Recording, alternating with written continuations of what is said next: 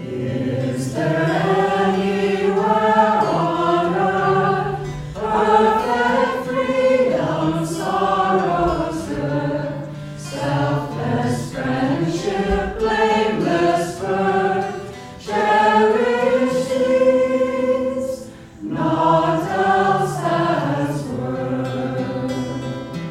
Is there anywhere on earth perfect freedom, sorrow's good, selfless friendship, blameless birth, cherished these, naught else has worth? Join us. Is there anywhere on earth perfect freedom, sorrow's good, selfless friendship, blameless birth, cherished ease, naught else has worth?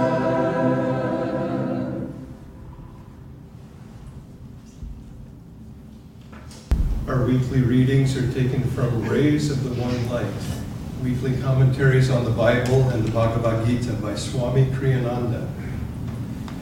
This is week 27, Abiding in God. Truth is one and eternal. Realize oneness with it in your deathless self within. The following commentary is based on the teachings of Paramahansa Yogananda. Yogananda often emphasized, more often to his disciples than the general public, but also to everyone in general, for it was a universal teaching, the importance of attunement. Divine understanding cannot be created, it must be perceived. To the disciples, Yogananda spoke of the importance of attunement with the Guru. To others, he urged the importance of attuning oneself to higher consciousness. Can an eagle rise without support from the sustaining air? Jesus Christ in the Gospel of St. John, chapter 15, says, I am the vine, ye are the branches. He that abideth in me, and I in him, the same bringeth forth much fruit. For without me ye can do nothing. If a man abide not in me, he is cast forth as a branch, and is withered. And men gather them, and cast them into the fire, and they are burned.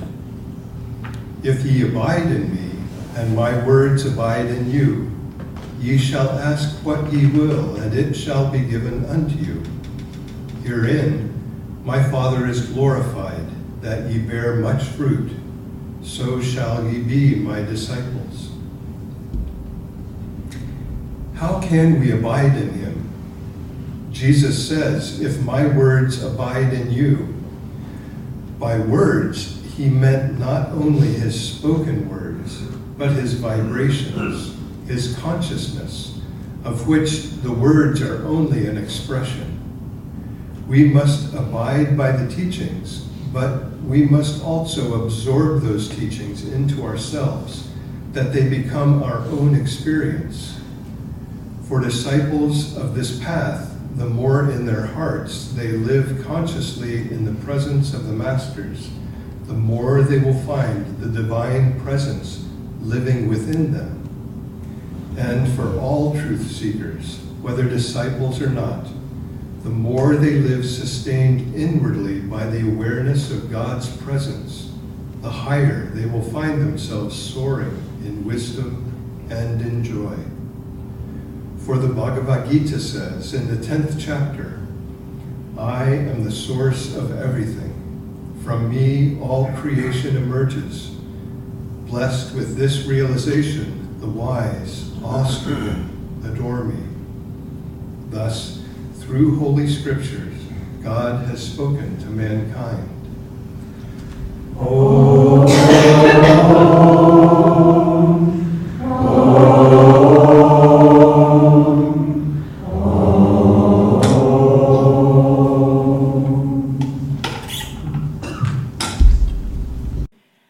My name is Manisha, and this is my dais mate, Lorna, and it is our joy to be with you this morning. Thank you for spending your Sunday morning with us.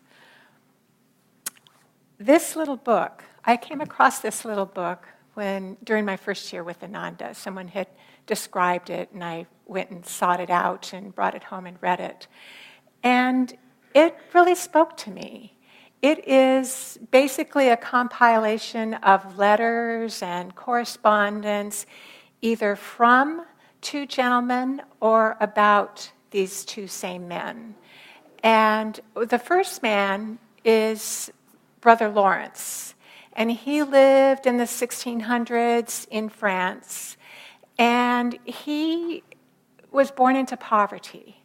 He first became a soldier, and then after he was able to move away from that, he became a footman for the royal treasurer or some large house.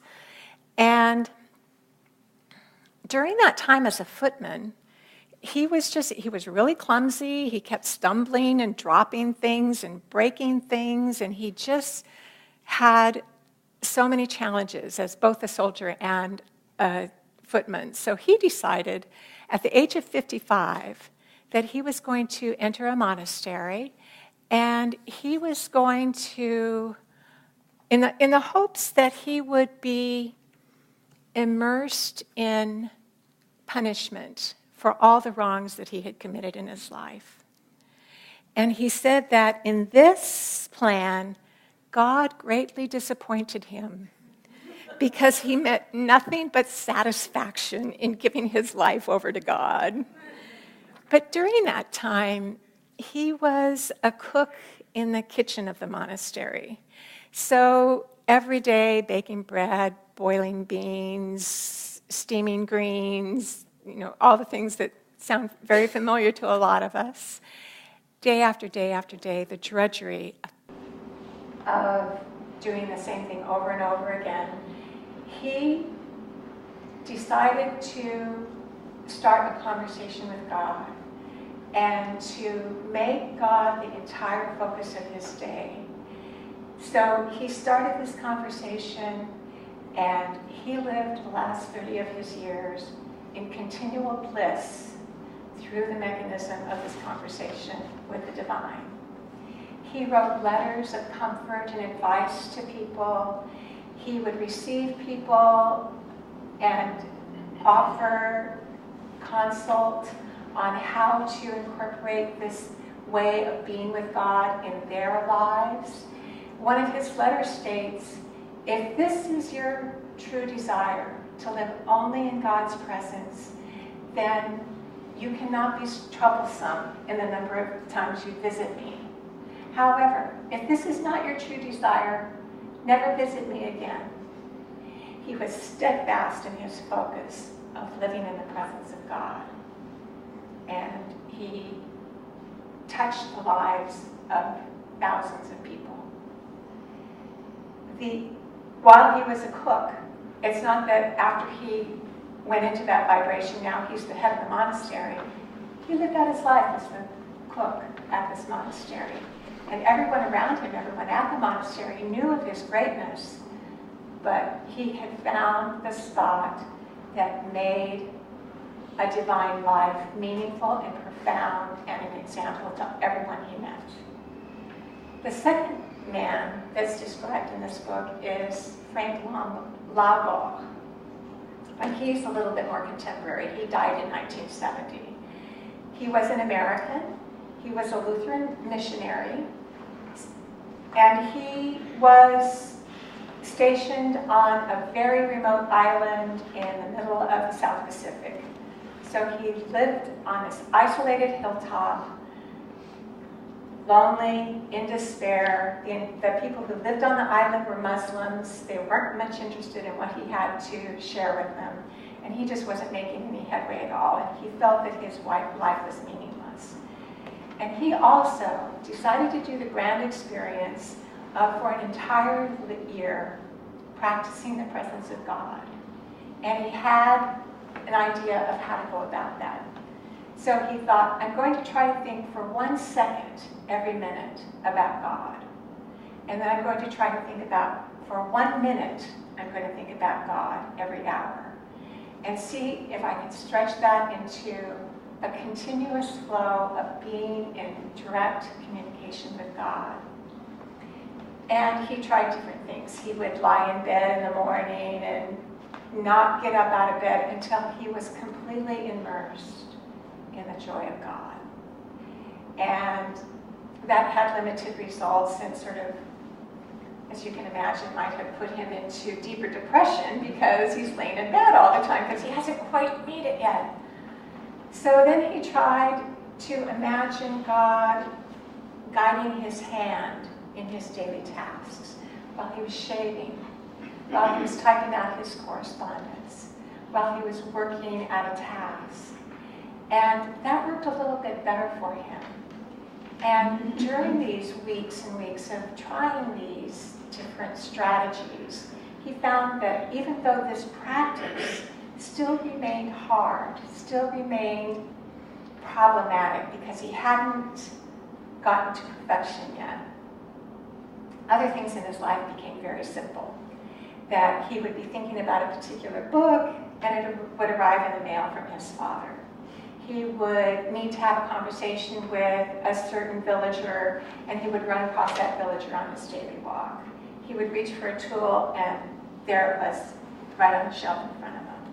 So he found that the everyday tasks that he endeavored became easier and more in a divine flow.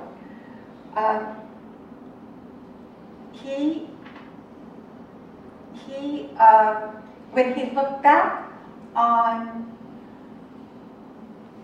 how well he had succeeded, and he looked back at all the times that he had failed, all of those minutes, or those 3 or 4 days, or those 2 months where he hadn't been able to establish a communication with God, he felt despair, and he felt like a failure. But when he thought about those moments where he had succeeded, he was filled with joy and he was filled with bliss. So the next thing he tried is just to have conversations with God, to talk to God about everything he was doing, about the project he was working on, about the beauty of the wildlife around him, about the gorgeous sun and the glistening sea, and he would just talk with God, and God would enter into that conversation. And that was where he found the most success. But he had to try different things to see if they would work. And he tried them and practiced and practiced. And the last years of his life also, he became the most widely traveled Christian of his era. He was known in dozens and dozens of different countries, which, that was when travel wasn't quite as global as it is now. He lectured, he consulted, he touched the lives of thousands and thousands of people with this description of how others could find a way to bring God into their every waking moment within their everyday lives. Because he explored the truth that divine understanding must be perceived. It cannot be created. He had to be still, he had to concentrate, he had to step into that divine realm and perceive it. You can't imagine it. I can't describe it to you with my words and you go, I'm in ecstasy. You have to perceive it inside yourself. And it's going to be different for the strategies that we use to attain that state are going to be different for everyone.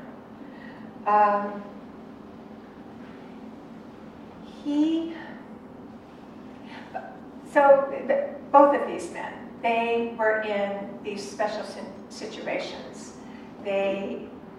Father Lawrence lived in this monastery, surrounded, immersed in a religious life. Frank Lombach was out in the middle of the South Pacific on this very small remote island. So they were already immersed in the situation where they could try these strategies to make a connection with the divine. So how can that look in our lives? Here we are in metropolitan Western culture, and we are not drawn to fly to the Himalayas and live in a cave. We're here. We're raising children.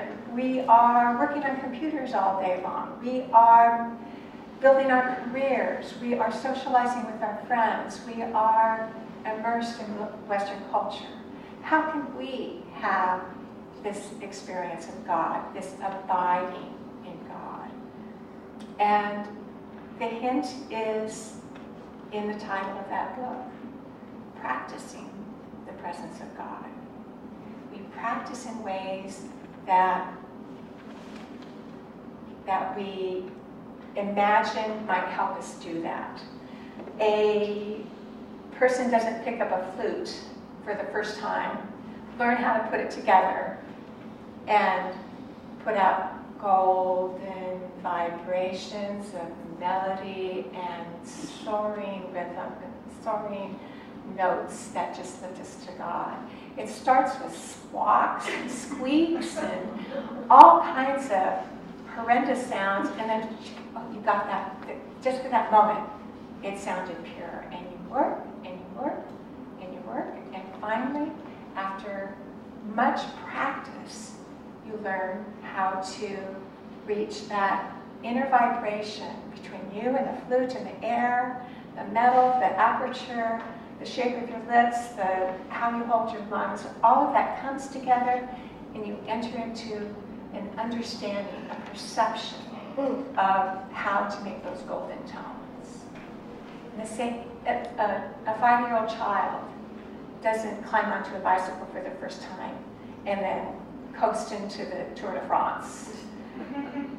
You stumble, she falls down, she picks herself up, Dad holds her bicycle for her and runs alongside her, and then suddenly there's a glimmer. Oh, okay, this is balance. And suddenly Dad lets go of the handlebars or the seat, and she's able to coast down the hill. And from then on, she can learn, she can practice, she can get better, and she can go to the Tour de France. It takes practice. And abiding in God takes practice too. I remember when I lived in San Francisco, I took a drawing class from the San Francisco Academy of Arts. And it's a professional school for professional artists. And I wasn't a professional artist by any means, but I wanted to learn how to watercolor.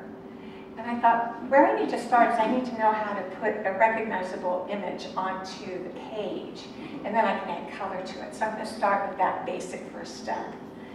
And so I went to this Saturday morning class, which turned out to be so fortunate because I wasn't surrounded by other professional art students. I was surrounded by lawyers and homemakers and mechanics and warehouse handlers. I was surrounded with people just like me that thought, I wonder if I can draw. There were 25 of us in that class. It was a 12-week class, and the instructor took us through exercises that have been passed down across centuries. I recognized from Michelangelo's some of his sketches. I recognized the same exercises that he did were the ones that this instructor taught us to do. So we learn from someone who has discovered how to do it, and those strategies, those techniques get passed down from artist to artist to artist. So that magic of stepping into a divine creative flow can be shared with others. And out of the 25 people in that class, 25 of us learned how to draw beautifully. So it wasn't that we had to be born with it. All we had to do was practice. And across those 12 weeks, we all learned how to draw really well.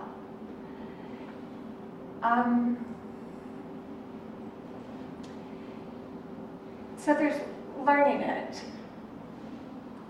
And there's learning things that sort of help us step into that creative flow. But how do we learn as devotees? How do we learn to abide in God? Well, we have these great instructors, and they have given us this incredible catalog of different strategies that we can try. So we look at, we say, okay, chanting, I've done that. Meditation, I took a class in that. And, you just go through the catalog. And, seclusion. Let's try seclusion. Swami said that everyone should try to go into seclusion at least twice a year for at least 1 week. Master said the price of greatness is seclusion. So we have these hints from our instructors about how to go about abiding in God. So that was one of the things that I tried first. So I went up to the meditation retreat. I'd been with Ananda 3 or 4 months, and I went up to the meditation retreat for a week, and I brought my crystals and my shawl, my meditation shawl, and I brought my watercolors, and I brought all the spiritual paraphernalia that I thought would help me enrich my seclusion experience. And I was there for a week, and at the end of the week, I could not wait to go home. It just did not work for me. I was bored, I was anxious, I was restless. It did not work for me at that point in my spiritual growth. So Swami also said to try to seclude 1 day every week. So I decided to do that. And so my fabulous husband would leave every Wednesday morning at the early hours of the morning, and he would put a little note, a little sign on our gate that said, "In seclusion," and then he wouldn't come home until very late at night. So I had the whole day, and I knew that I would not be disturbed. Nobody would go past that sign. So I knew that I was completely isolated, and it was just me and God. And so then I had to figure out, so now what do I do? And so I can do yoga postures, of course, a long meditation, and be like, so at 10 o'clock, now what do I do? So I had to sort of figure it out. And I realized that something I really wanted in my days of seclusion was the absence of deadlines. My professional life was completely driven by horrendous deadlines, and they caused so much stress to me and the people around me. So I wanted a day every week where there was nothing I had to do. There was no bill that I had to process before the due date at 6 p.m. There was not a single email that I had to send out that day. I had not anything that I had to do those days. And that was my door. That was all it took for me to be able to feel at peace and calm so that I could listen inside my heart and say, what should we do next? And some days I gardened. Some days I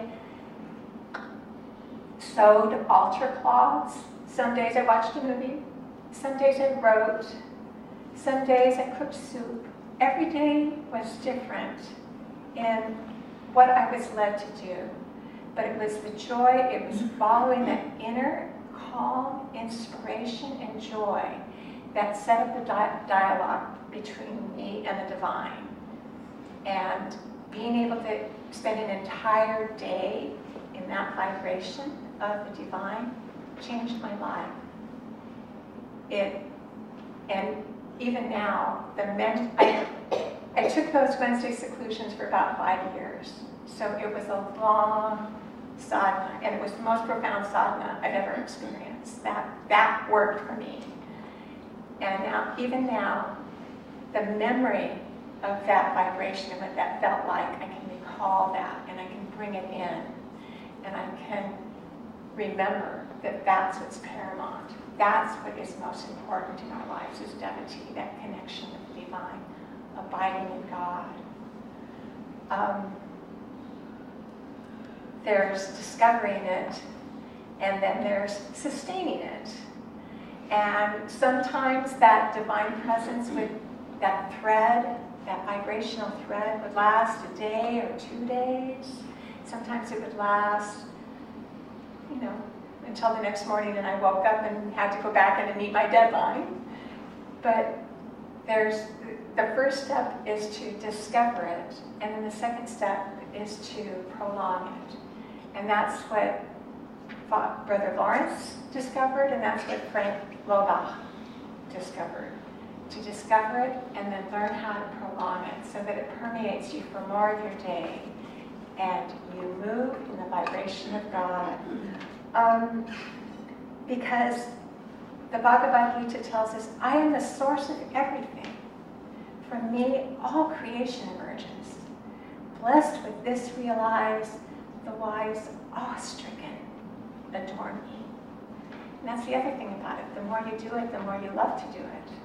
Frank Lago talks about how he would be out on his walks, and instead of feeling the despair of this lonely hilltop on this remote island, whenever he saw his cabin, his little shack perched in the clearing on that hilltop, he would feel this sense of joy because it reminded him of that love, the beloved that he had between him and the divine. He broke it down into 3 possibilities, or 3 categories. The first one is, do you believe in God? And he thought, well, even the devil believes in God, so there has to be something deeper than just belief in God. And he thought, okay, are you acquainted with God? And he thought, well, even business acquaintances exist, so that's still not deep enough. And then the third category he considered was, are you a friend of God? Is God your friend? And that was what defined it for him, because that's the true relationship. And how do you develop a relationship, a friendship with someone else? You include them. You talk with them. You bare your soul. You listen to their wise counsel. You stay connected with them. You don't neglect them. You don't turn your back on them and busy yourself with other parts of your life and never contact them. You stay in connection with them. And then that friendship turns to love. And you are beloved. And that's all you want to do with your day, is to immerse yourself in that vibration of beloved connection with the divine, and you're abiding in God.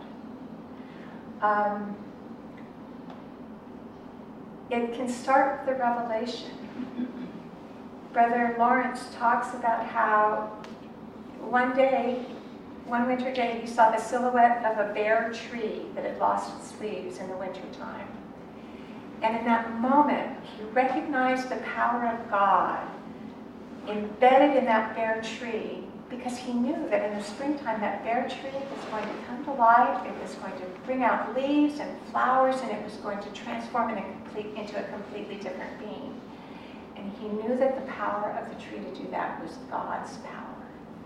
And that was his conversion to a religious focus for his life. He saw it in an instant and understood it. He immersed himself in it for the rest of his life, and that defined who he was.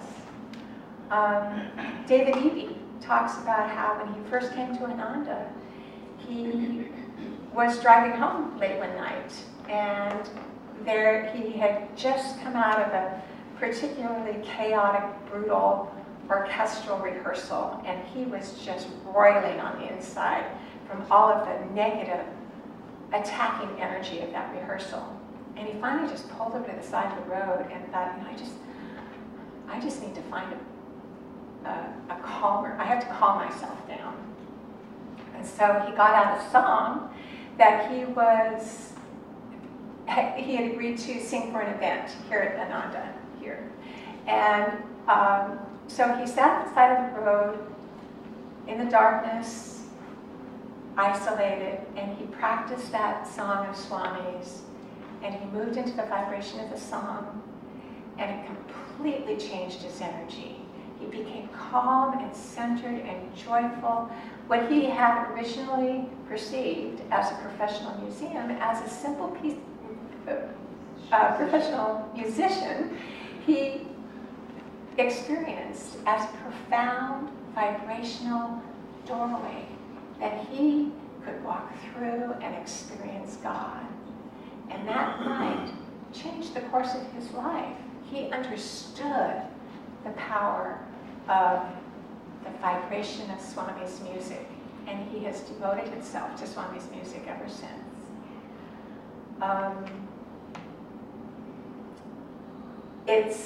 It can come as a revelation. It takes a lot of practice to figure out how to immerse yourself in it, and it has to be experienced. It can't be imagined or philosophized or parsed apart scientifically. It's an experience that you have to step in and immerse yourself into. I thought I had one more quote, but I've used them all up. I took a writing workshop, again in San Francisco, this creative mecca.